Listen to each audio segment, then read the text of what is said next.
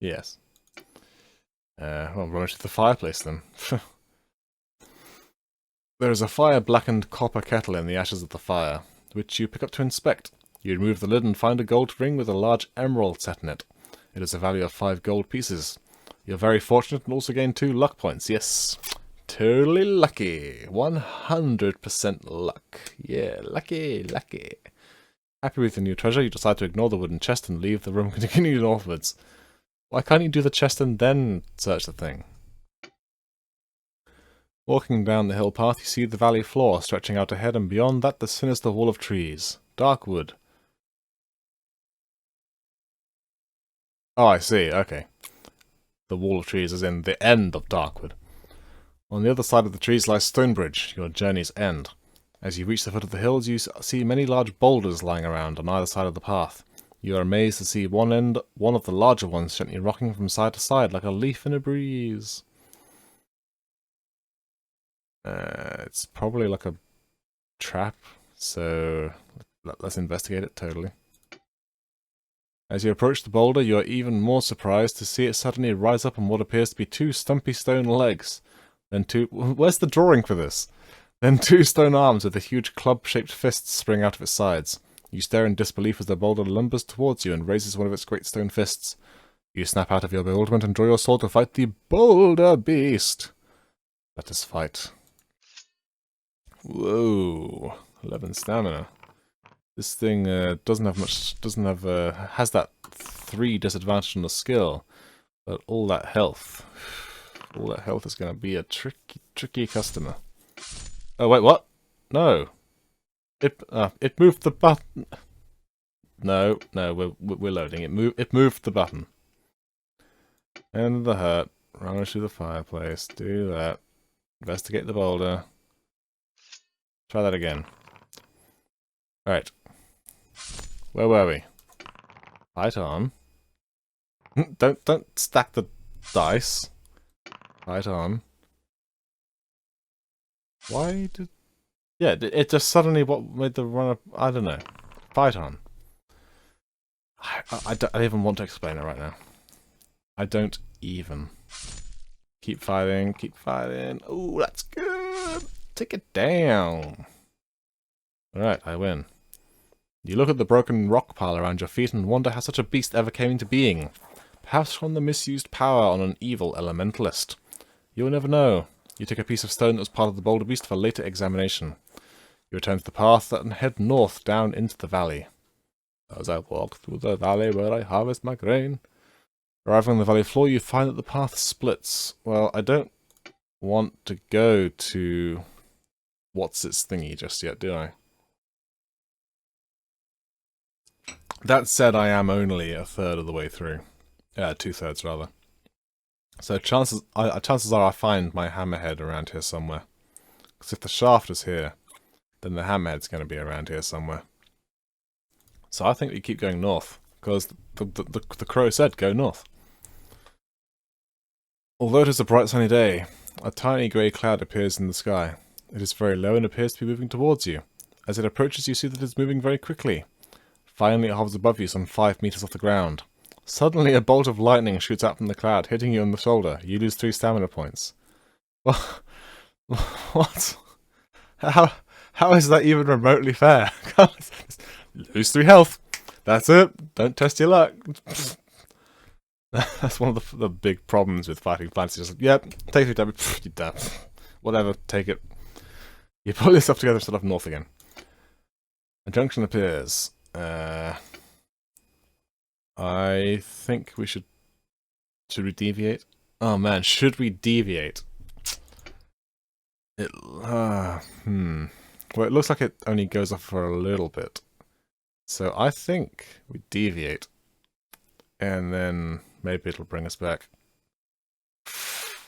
The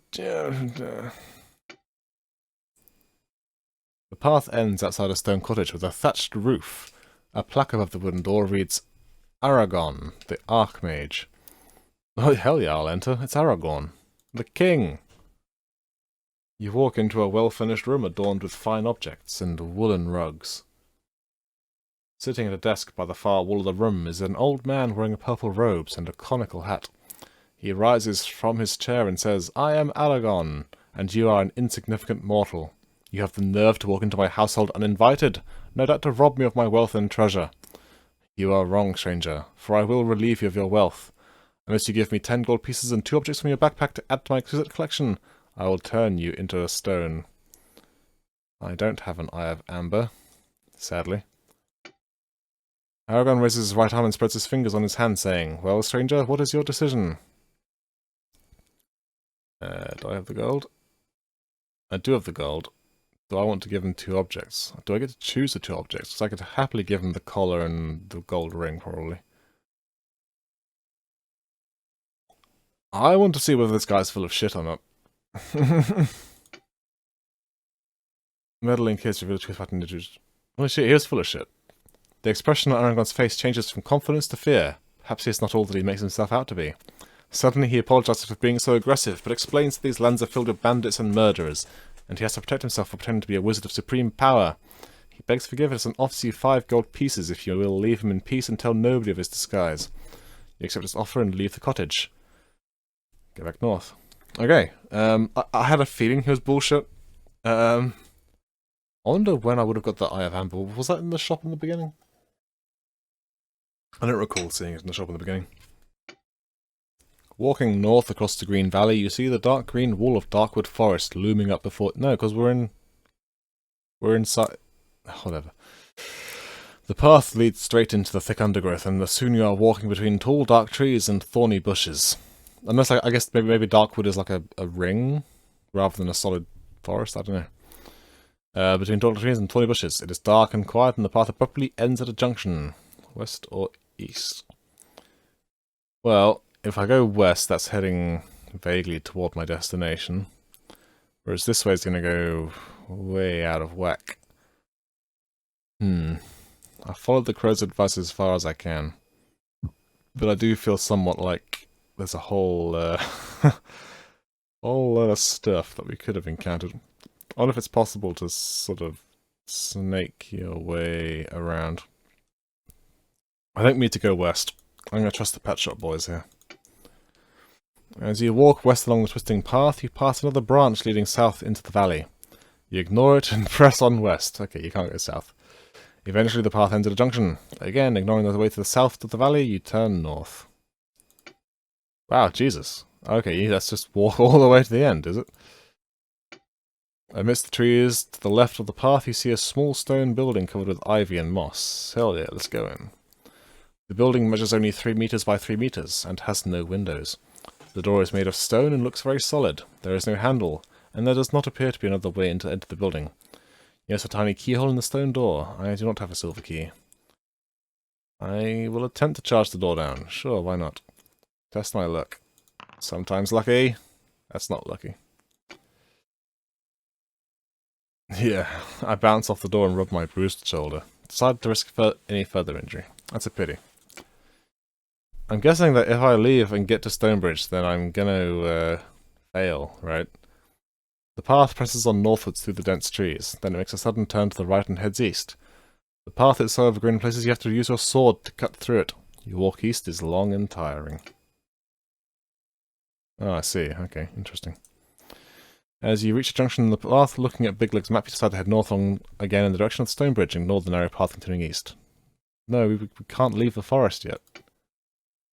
The path opens out into a small clearing. To your right, you see a pile of branches, grass, and pieces of rag, the lair of some large creatures. Amongst the debris of the old bones scattered about, you catch sight of something glittering. I will look more closely. Holy crap, is that a dragon? You walk over to investigate the lair, but you are suddenly aware of a dark shadow being cast all about you. You hear a loud roar above you and look up to see a dragon-like creature with 2 legs and green scaly skin flying down to its lair. A bolt of fire shoots from its mouth towards you. It is a dragon, isn't it? Well, I suppose it's maybe a small worm or drake of some form. Certainly not a wyvern. Test my luck. Come on. Sometimes lucky. The bolt misses and explodes by your feet.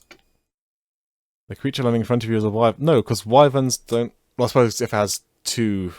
Okay, it has 2 legs, which means it has But in this context, it means it has 2 feet. Yeah, okay. I'm sorry. It looks at you, opens its huge mouth with a burning roar. It is about 10 meters long, and its thick scales look hard to penetrate with your sword. Do I possess a flute? I do. Cool. Chivos. Get out of the way, please. Thank you. You reach into your backpack and pull out the tiny brass flute. You have a strange feeling that you must play it now before the enraged wyvern. As you do, a soft and gentle sound plays out from the flute, and a quizzical look appears on the wyvern's face.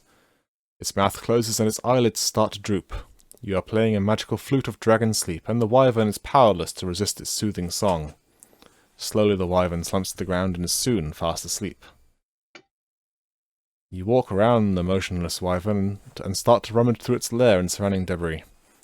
You find a gauntlet made of plate iron, a throwing knife, 10 gold pieces, and a gold ring. You put the knife and the gold pieces in your backpack. Gauntlet, gold ring. Well, let's see. I already have bracer. I think we go with the ring, because magical rings can be powerful, yo. Let's just make a quick save. Cheater. Slipping the ring onto your middle finger, because I like giving this straight the finger. I'm suddenly gripped by an agonizing pain. Eventually the pain subsides, but you are unable to take off the ring. You are wearing a cursed ring of slowness, which will subtract 2 points from all future dice rolls when computing your attack strength during combat. Yeah, let's try the gauntlet. You slip the gauntlet into your hand and take hold of your sword, slicing the air for more than usually skilled with your weapon. You possess a gauntlet weapon skill, which adds 1 point to future dice rolls when computing your attack strength, blah blah blah. So my skill is still 10 out of 10? I see, it hasn't actually hurt me. Fair enough. So I was hoping I could use my potion of skill there. Walking along the narrow path, you suddenly hear the sharp crack of a twig breaking and the whispering of low voices. You draw your sword and wait anxiously with your back to a large oak tree. Then from behind the trees opposite you step 4 men and a woman dressed in green tunics. Each looks menacing, and they stand with swords and axes in their hands. The young woman steps forward and tells you that you are trespassing on their territory, and you must pay a levy of 5 objects from your backpack, or face the consequences. Do you want to give them what they want, or would I rather spit on the ground and fight them? There are a lot of them, but I don't see why I would... Jesus, that's a woman. I think that's just a dude in a dress, I'm sorry. I'm definitely going to fight them, because I'm not going to let these bandits get what they want. I will fight. The bandit woman steps forward with a sword raised, shouting, "Death to the intruder!" She is their leader, and you must fight. Let's go. Oh, do I only have to fight the leader? Okay. This shouldn't be too bad, maybe? I don't know. I'm only at +4.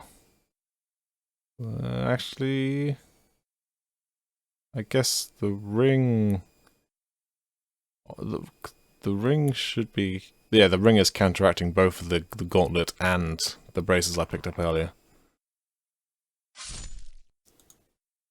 Which means that this is going to be an interesting battle, though if they keep rolling like this, we'll be okay. Yeah, look at that dice cock. Cha-ching, that's what I'm talking about. I win. Okay, here come the bandits. Here they come. I was like, oh, okay, they're just going to be like, oh, they killed the leader. We better run for the hills. Keep fighting, bro. Keep slashing them bandits down. Keep fighting, man. I will take all comers. I'm gonna razzle-dazzle and vajazzle your bazzle. Oh, man, these guys don't know when to quit. Let's go. Oh yeah, come on. I am rolling dirty. Holy moly. Keep fighting, brah. Okay, they get a hit on me. Oh, come on, this is good. Alright, we can take 2 hits. What is going on here? Yeah, look, did you see that? My dice was fighting their dice. It was like, yeah. Perfect. Oh, yes. Come on. 1 more hit. Do it. Do it. Yes. I'm nearly dead, but damn. Whom, escaped Darkwood Forest. Okay. A search of their clothing reveals nothing of interest apart from 2 gold pieces, which you put in your backpack. You set off north again along the path and soon notice the trees begin to thin out on either side of the path. Eventually the path leads out of the trees into a ploughed field. You are out of Darkwood Forest. The path leads through the field to a stone bridge over a clear stream. Beyond the bridge are the small cottages and wooden huts of a village. A sign on the bridge reads, Stone Bridge. You cross the bridge and see 2 old dwarves with long white beards standing by a cottage looking at you. Do I have the hammerhead in the handle with the legends grabbing them? Sadly not. Sadly not. I have failed in my quest. You have failed in your quest to help the dwarves, being unable to face Gillibrand, their king. You decide to head east and find a place to rest after your perilous adventure. But wait! Perhaps you want to continue searching. If you do, turn to page 98. You decide that the best way to continue looking is to walk back around Darkwood Forest and pay a visit to Yaztromo. As you begin the long walk, you are attacked by a large group of wild hillmen. Probably the same group who attacked Big Leg and his party 2 days earlier. Test my luck. Really? This is a save versus death. What is my luck? 5 out of 9. I'm not taking this bullshit. Come on, sometimes lucky. That's not lucky. If you're unlucky or showered by arrows, there's no way to survive and your adventures in Darkwood Forest are over. Just end. Just end. Sometimes lucky. Sometimes lucky.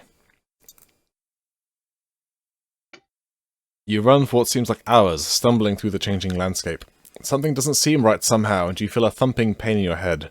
You stop, falling to the ground, and stare up at the blue sky and the clouds floating above. Your vision blurs and you suddenly see a familiar face staring down at you before you lose consciousness. Ooh, interesting. There's a whole thing here, huh?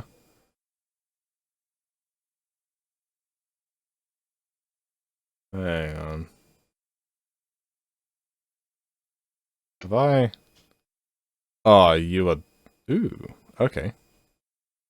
Interesting, interesting, alright. You open your eyes. It is evening, and you find yourself... Oh, wait, hang on. They took my handle! Bastard. You open your eyes. It is evening, and you find yourself lying beneath a sheepskin blanket next to an open fire. A half-eaten rabbit that looks as though it was spit roasted lies on the ground nearby. This feels very familiar. Yes, yes it does. There's a full moon, and the light sparkles on the blade of your broadsword skewered into the ground. Again, don't do that. Just makes it rusty, damage the edge, etc. You gaze at it, thinking about all the vile creatures you have killed in the last few days. You try to remember each one of them, but somehow you can't picture them in your mind. You're pretty sure that you killed some, yet it feels like the memory of those encounters is fading. It's Dark Souls! This is Dark Souls! You know there are strange lands inhabited by weird and loathsome beasts, goblins, trolls, and even dragons, or in this case a wyvern. Have you killed any recently? Maybe you're just tired and need a good sleep. As the flame of your campfire gently dies, you begin to finally drift to sleep, and images of fighting strange monsters flicker through your mind. Suddenly, in the bushes to your left, you hear the loud crack of a twig breaking under a clumsy foot. You leap up and grab your sword from the ground. You stand motionless but alert, ready to pounce on your unseen adversary. Then you hear a groan, followed by the dull thud of a body falling to the ground. Is it a trap? No. Slowly you walk over to the bush where the noise was coming from, and carefully pull at the bush branches. You look down to see a little old man with a great bushy beard, his face contorted with pain. He seems vaguely familiar, and you crouch down to remove the iron helmet covering his balding head and notice 2 crossbow bolts protecting his portrait with blah blah blah blah blah, poison, yeah. Yeah, we've done all this. Yep, we've done that. Yep. Blah blah. Yep. Blah blah blah. Yeah, we've done that. Mm-hmm. Mm-hmm. Yep. Mm-hmm. Yep. Yeah. Okay, so do I still... Yes, I still have my map. Can I do anything with... No, I can't. Okay. Interesting. Alright, well, from the looks of it, we're just back where we started. However, we do appear to have 60 gold pieces.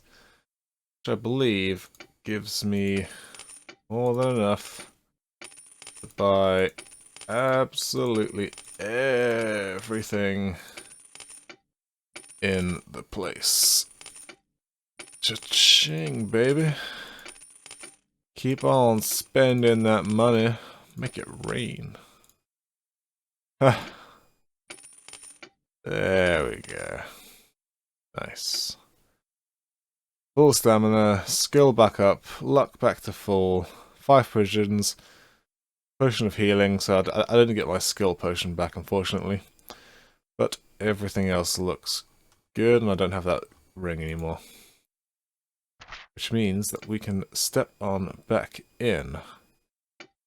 Now, we know that the hilt is around here. So when we get to here, it'll probably be a case of choosing east or west. I would wager that it's probably up here somewhere. So I'll probably go east here. Go north. I don't need to buy the advice. Footsteps, I'll hide in the bushes. Blah, blah, blah. I need to go down the hole to get the flute, or am I not too worried about that? I'm not too worried, because you get that stuff right when it's too late, really, don't you? So let's just continue walking northwards, examine the cave, throw a rock. Okay, here's some new stuff. You reach into your backpack and pull out the purple silk glove. It fits snugly on your hand. You then bend down and pick up a good-sized rock and take aim. You throw the rock with all your might at the ogre, and it flies like an arrow to hit him on the side of the head, knocking him unconscious. The creature in the cage jumps around even more than before. Let's go ahead and get the hilt. One. Ooh, counterattack. Snap. I win. I leave that alone. Bleed, test your luck. Sometimes lucky. Continue. If I fight the 8-man, I get the bracelet, but I'll keep going north. So from here, this time I want to go never eat shredded wheat west. Okay. The path ends at another junction. The way south leads back to the forest, so you decide to head north. Walking quickly along the path through waist-high grass, you arrive at another junction in the path. Really? Oh, I see, okay. There's a quick turning. Ooh. The Pet Shop Boys do say go west. We're not going to be able to get to all the routes. You know, if you want to explore everything this game has to offer, you're going to have to do it yourself. But I'm going to follow the Pet Shop Boys, and I'm going to go west. From not too far ahead comes the sharp noise of barking dogs drawing nearer. Suddenly, a brown fox with eyes wide open in fear dashes past you running east. The frantic yelping of the dogs gets louder. Well, I kind of have to encounter everything at this point, don't I? So, let's go. Ooh, interesting. You draw your sword and stand to face the pack of dogs. They come into view in a cloud of dust. Galloping behind them is a masked rider, wearing a long flowing cloak and riding a white stallion. He blows a horn and the pack of dogs comes to a sudden halt in front of you. There are 4 of them, and you see that they are hunting dogs.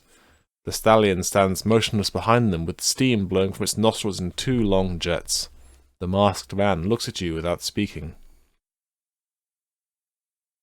The fact that he called off the dogs means that there's probably a chance for a conversation here. You nod your head at the masked rider and bid him a good day. He nods back but says nothing. You tell him of your quest to help the dwarves of Stonebridge. He then jumps down from his mount, throws back his cape and extends his right arm to shake your hand. You see that each of his fingers is adorned by a large gold ring. Carry on the conversation. This is perfectly amicable. The man smiles and takes off his mask, explaining that he wore it to protect himself against the dust, and not to hide the face of a robber. You sheathe your sword and relax a little. The man tells you that he is a hunter, and that the best game in all of the northern borderlands can be found on this grassy plain within Darkwood Forest. He says that his hounds were chasing a wild boar when they lost its scent and picked up that of a fox mistakenly. He warns you of some of the dangerous beasts that lurk in these parts, and finally says, "And if you're going to spend the night in Darkwood Forest, you might need some of this." He drops some belladonna into your hand and jumps back on his stallion. Then with a sudden blow of his horn, the dogs run off east. He turns and waves to you before galloping off in pursuit of his dogs. You put the belladonna into your backpack and set off west again. Does belladonna keep wolves away? I guess. I would have thought wolfbane would be a more appropriate fictional